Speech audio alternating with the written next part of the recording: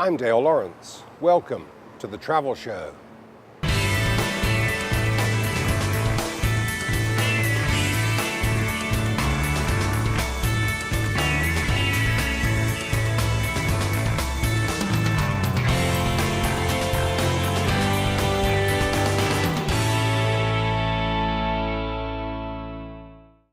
Fly different, feel extraordinary. Bangkok Airways, Asia's boutique airline. Thanks for joining us. Thailand remains remarkably good value for business and leisure travelers. 4- and 5-star hotel rates here in Thailand are extremely competitive when you compare them with other capital cities across the region. But what about hotels at the other end of the scale? Join me after the break when I talk to the managing director of a company looking to take a significant slice of the budget market. Stay tuned as Mark van Ogtrop from Golden Tulip Hotels goes on the record.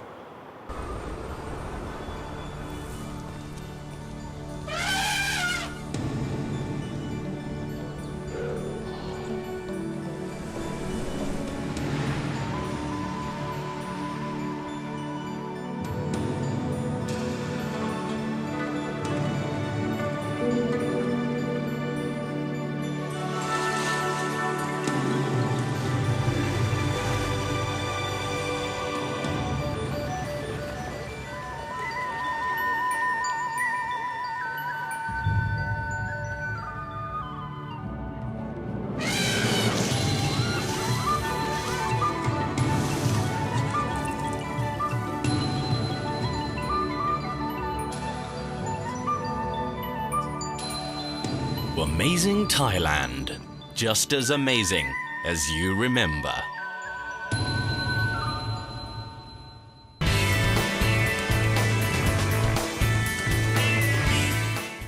Mark van Ogtrop, thank you very much indeed for going on the record. Mark, we're sitting in a property that many people will remember as Radisson Hotel on the busy Ramanine Road connecting Bangkok with Suvarnabhumi Airport. What prompted you to choose this particular hotel to gain entry into what is already a very overcrowded market? Yeah, thank you. Well, that's a very good question. Now, we're very happy to be associated with the Golden Tulip Sovereign Hotel because it's a very well situated property, very well established into the local market. It's very important in a crowded market like Bangkok is to have a hotel which is very well liked with the local clientele, both corporate and the local Thai people frequenting the hotel very much. And we are actually very interested in entering into the mid-tier market. And this hotel is a very well and a very good positioned 4-star property. It's a large property, gives us a lot of presence, a lot of exposure. So we're very happy to be affiliated with the Golden Tulip Sovereign. Well, you certainly get the brand exposure because as you're travelling on the expressway from the airport, right. you can't miss the sees signage, it. Mark. That's certainly true. Yeah. I would imagine with this particular property, it's more of a corporate rather than a leisure hotel. Is that actually, right? It's mixed. You're right. The hotel actually also has got very large meeting facilities. People may not always know that, but there's several large ballrooms, a lot of meeting space. So a lot of Thai companies, also because of its very good location, a lot of the corporate and government officials use the hotel. So indeed, it's got a very strong following in the business and in the commercial market, which we call in our business MICE business. Yes, indeed. And I know that's been, well, I know it's successful for you today, Mark, because you're sold out. Yeah. I did a little bit of checking earlier on, and apparently all your meeting facilities are full today. Yeah, it's doing very well. The hotel which is good business for you.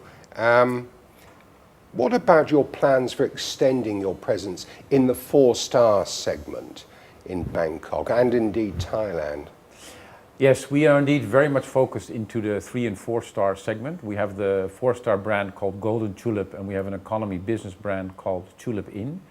That's actually the main focus for Thailand. We also have a brand, 5-star brand, Royal Tulip, but we are pushing that a little bit less because that market is very difficult and very saturated, as we all know. Very saturated, particularly in Bangkok. Correct. At the moment. So we're now rolling out indeed another 4-star property in Soi 20, Sukhumvit, which is going to open up this month, which is going to be called Golden Tulip Manderson.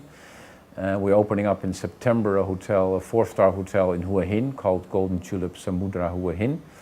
We are in the final negotiations for another hotel for a Tulip Inn on the beginning of Sukhumvit. And we see that there's still a market there to go into the 3-4-star market to position a internationally modern property, that there's a market for that. Indeed. You're part of the Louvre Hotel Group, aren't you? Which Yeah. the name gives it away, a French-owned property. Yeah. But Golden Tulip, I mean, it has origins in the Netherlands, I believe. Yeah, you can sense that with the name, right? Indeed, That's correct, yes, yes. yes. Golden Tulip actually was founded in the 60s, quite a while back actually, by KLM, Royal Dutch Airlines. But in the meantime, we are independent. We are indeed owned by the Louvre Group. The Louvre Group is a subsidiary of Starwood Capital, which is a large US investment company. And Starwood Capital acquired Golden Tulip with 3 brands, and also had acquired already before the Louvre Hotels in France, which also has 3 brands. So combined now under one umbrella, we have 6 brands under the new company name called the Louvre Hotel Group. And some of those brands I don't think would be familiar to travellers in Southeast Asia, for example. They're very much based in Western Europe. Correct. Is that right? That's right. The Louvre Group is predominantly in Europe, with the brands Premier Classe, Campanile, and Kyriat. Golden Tulip, however, is already established in quite a lot more different continents with the three Golden Tulip brands. We are fairly strong in the Middle East. We have over about 50 properties. We are very strong now coming up in India. We've got a large portfolio in Brazil, for instance, and Africa. So the Golden Tulip brand is a bit more global spread. And it's the Golden Tulip brand that you'll be looking to roll out in other markets and increasing your penetration in existing markets. Correct. In this part of the world. That's right, that's right. Asia's got a very strong focus right now, and therefore we have split the Asia-Pacific market into 3 specific regions. We have one office in Delhi that covers the Indian continent, and we're having by the end of this year 20 hotels open in India under Golden Tulip flag. We have an office in Shanghai that covers the Greater China area, and we have up to 12 properties now opening up there. And out of Bangkok, we have a regional office for the ASEAN region, the 10 countries in Southeast Asia where we are developing the Golden Tulip brand in those countries. And that's your specific responsibility. Correct, that's isn't right, it? that's As right. managing director for the region. For that region. Right. Where is your priority? But the various different segments, where are you looking to establish a greater presence in the short to medium term? Okay, the main focus is Indonesia, Thailand for the mid-tier segment. Another strong focus is Indochina for the very simple. We love to go into cities like Phnom Penh, Vientiane. Very simple reason that the large big brands haven't entered there yet. And exactly if you come as like a mid-tier brand, it's very opportune to enter those markets because there is just not that much presence yet, and a lot of potential to develop a mid-tier brand. For the moment, Mark, thank you very much indeed. We'll be back with more with Mark van Ogtrop after the break. Stay tuned.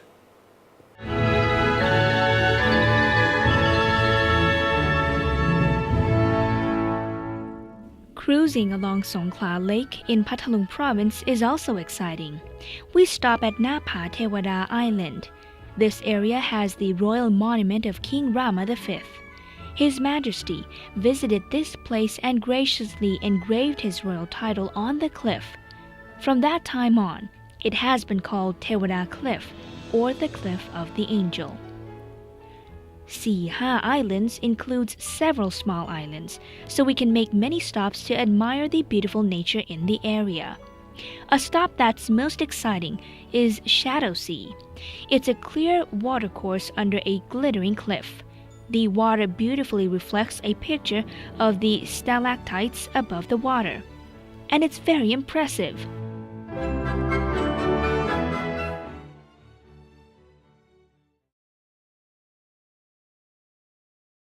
Amazing Thailand always amazes you.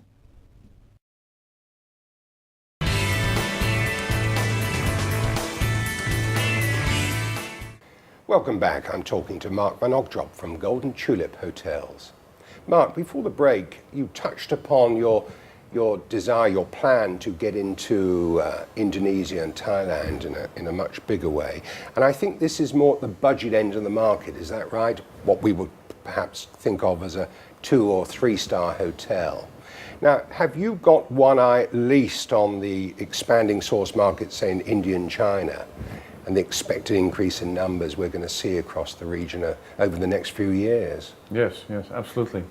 Besides the development of the Golden Tulip hotels in the region, we also have a development plan to roll out a 2-star budget brand called Premier Class.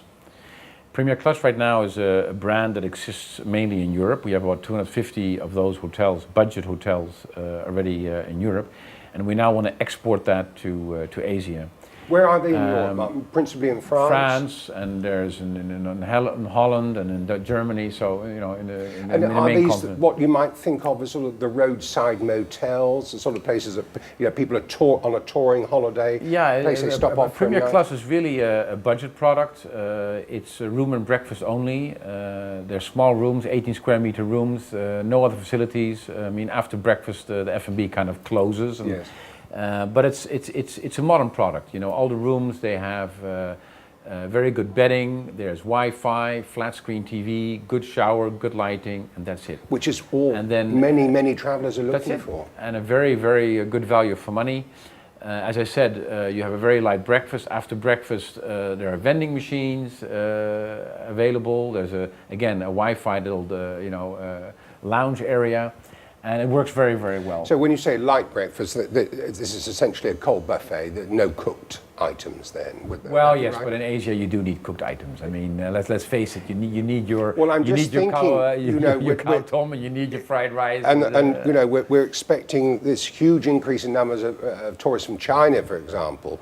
I don't think they're going to want to go out and They're not gonna have explore Bangkok croissants, no. without the bowl of congee in the morning. Right, So right. you'll be Yes, geared up for absolutely. that Of course. type of demand. We have to adapt the product to Asian standards. It's very clear. So what's coming first? Well, we now have a development plan for Indonesia for the very simple reason Indonesia is a very large country with a large number of secondary cities, huge population. The market is totally prone and open to develop such a budget brand. So we have now already a developer and investor which we are going to roll out 25 Premier Class hotels in Indonesia.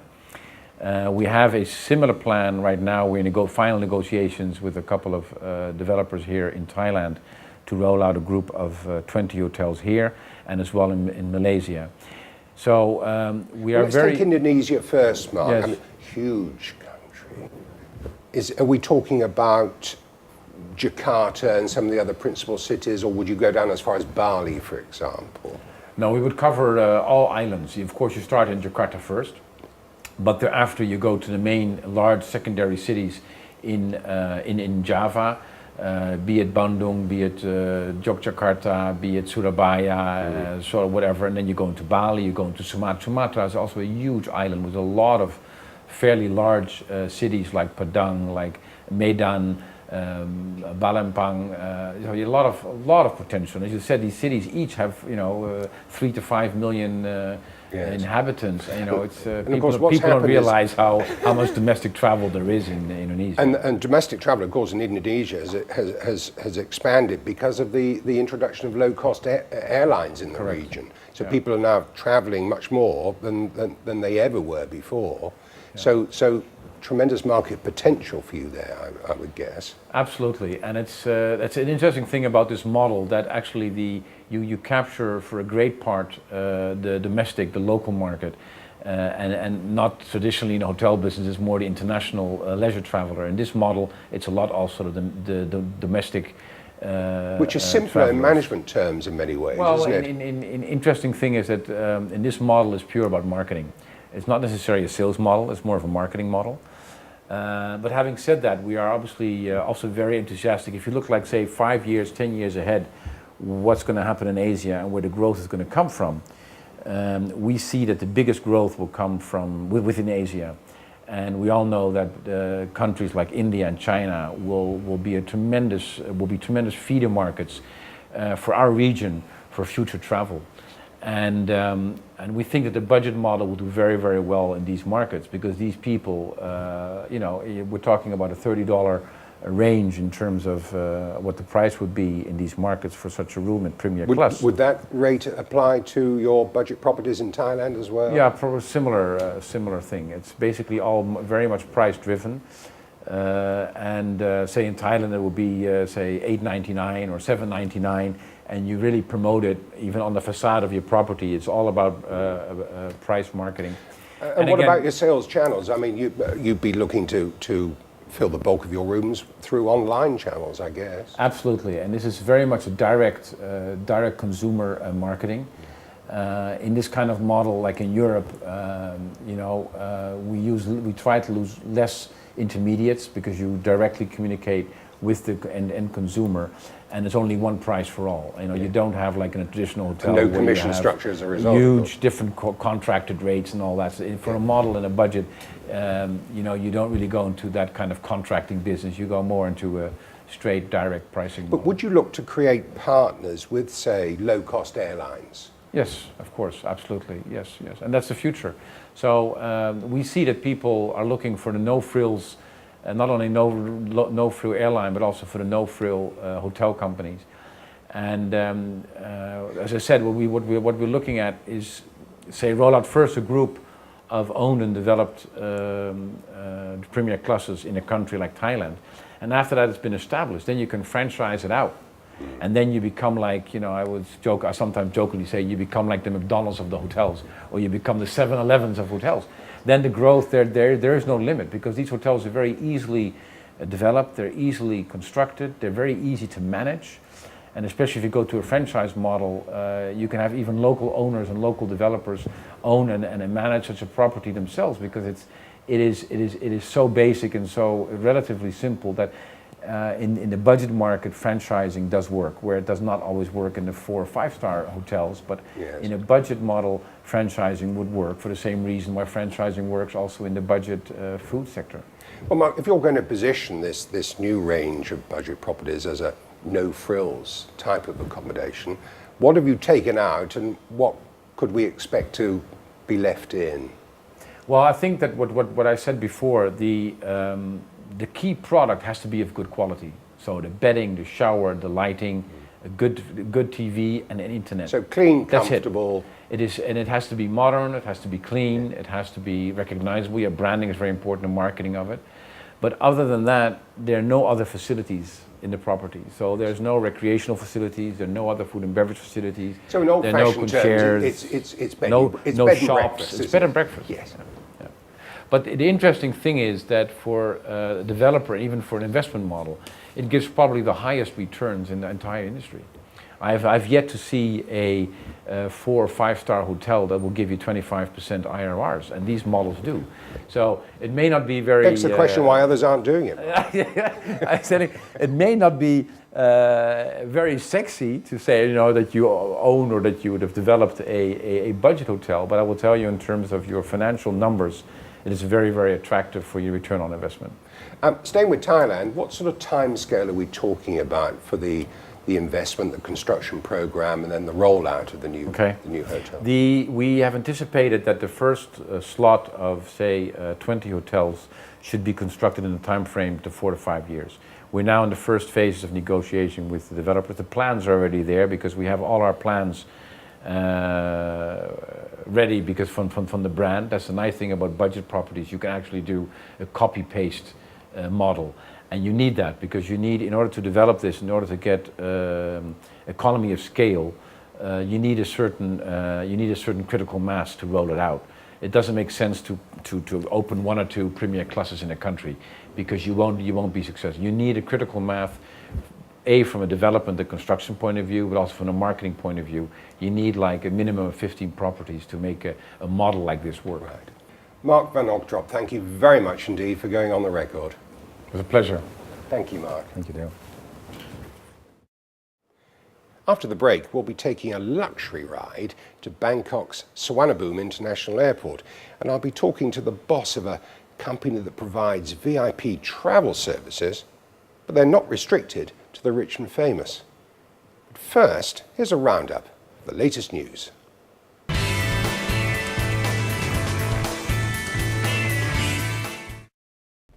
At Bangkok's Dong Mueang Airport, domestic flight operations have switched to Terminal 1. The relocation to the much larger terminal allows the airport owners to expand aircraft maintenance facilities and also pursue alternative projects for the land and buildings currently sited at the southern end of the airport.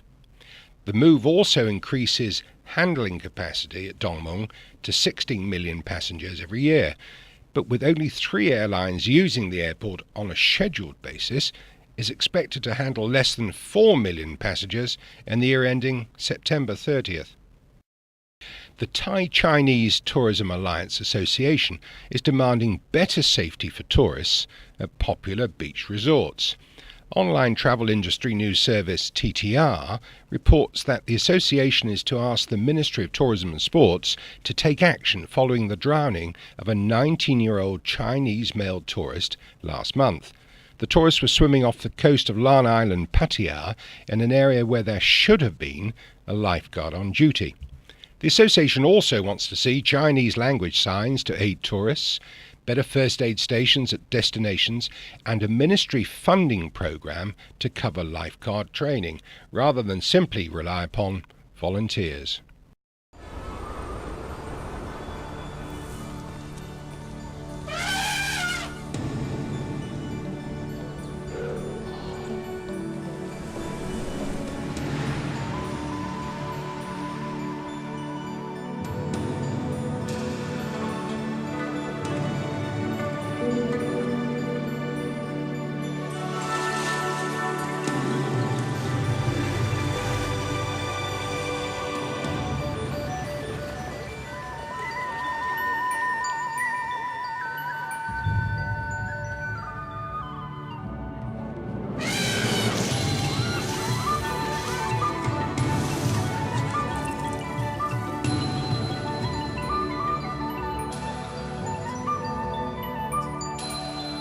Amazing Thailand, just as amazing as you remember.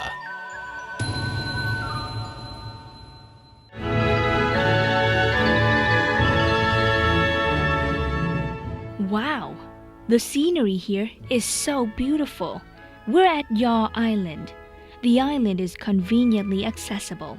Just take the Tinasolanon Bridge, which connects the island to the mainland. Some of the interesting attractions on the island include the Southern Study Institute, which exhibits the unique Southern way of life. This is Ratawat woven fabric. The motif is composed of several small flowers that look like the neck of a zebra dove. Gram Patharachon is a person who presented the woven fabric to King Rama V. From that time, the fabric was called Ratawat. So if you love nature, art, and culture, don't miss Yaw Island.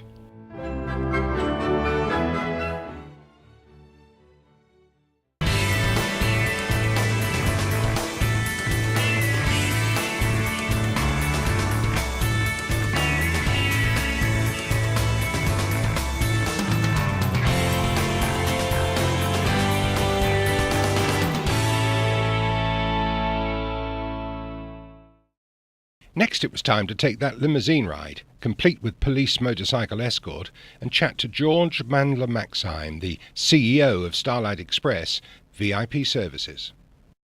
Now, I mentioned, George, in my introduction that this is not purely for the rich and famous, although I wouldn't mind betting that that's your core market, business industry leaders, celebrities. Yes, celebrities, embassies here in Thailand or here in Bangkok. The occasional Korean pop star maybe, or British footballer.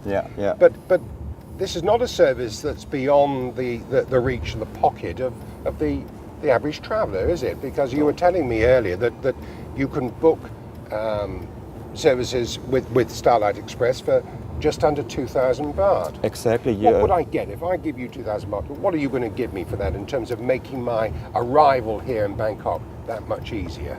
I think I'll make the first step into Thailand at Suvarnabhumi Airport in the convenience and the easiest way for yourself, because you step out of your plane out of the bridge of the jetway, our staff is waiting for you with a name sign with your name on. She will guide you to the VIP fast track immigration. This means you have not to find a way, you have the shortest way to the immigration, you have a maximum waiting time of 2 minutes to proceed the immigration process. Then a porter is waiting for you and a luggage belt. Now, can you help with transport to immigration? Because if you arrive at some gates at Suvarnabhumi, Yes. it's a very long walk, George. Yes, yes, I know. In this case, and for your convenience, we are also able, and many passengers book this service as well. If you go up from the rich and famous people, for example, families with kids and small kids or something, then we are able to provide you a golf car at the airport. This means Like a golf buggy. A golf buggy, Yeah. exactly. And the hostess, she will pick you up at the gate. You drive with the buggy to the immigration, and this is very convenient and accelerate the service time as well. So you can get fast track via golf buggy to immigration. Exactly. You can take your clients through the fast track channel Exactly. at immigration. Yeah. Doesn't that mean you're just going to wait a long time for your luggage, though, George? Which is beyond your control, I know. think. I know. This is not under our control, and this is sometimes the most difficult part here in Thailand, because it's not possible to separate the luggage here in Thailand. You are Well, lucky for if- security reasons. Yeah, But as well for I think, security to reasons. be fair to the people working at Suvarnabhumi International Airport, most of the time the baggage handling is pretty good. It is pretty good. It is pretty good. If I remember my own times waiting for my luggage, it's no longer than 5 to 10 minutes, and so you're fine with everything. And I would say the regular process with our service, come out of the plane, getting picked up at the jetway, sending you to or your guests to the immigration, after going to the belt with the porter. The regular process needs no more than 15 to 20 minutes. You can book the service as well on departure. All right, so the scenario is you've had a wonderful holiday in Thailand, perhaps finishing up in Bangkok for a couple of days. You can then provide that fast track service out of Thailand. Exactly. Wherever you go on all international flights, even we are also able to pick up you. For example, you come from your holidays in Samui, and then we pick you up at this arrival area and then send you to the international departure. Well, George, we're just arriving now at Suvarnabhumi Yeah. International Airport. I'm tempted to ask you if you can provide me with a private jet and a quick trip to Bali. I hesitate to ask what you might be charging me for that. But it's been a real pleasure talking to you on this very comfortable journey out from Bangkok, George. But I think we will arrive now here at the airport, and our staff already waiting for us for. And this is when this is the next stage of if you like, the VIP transfer service. Exactly.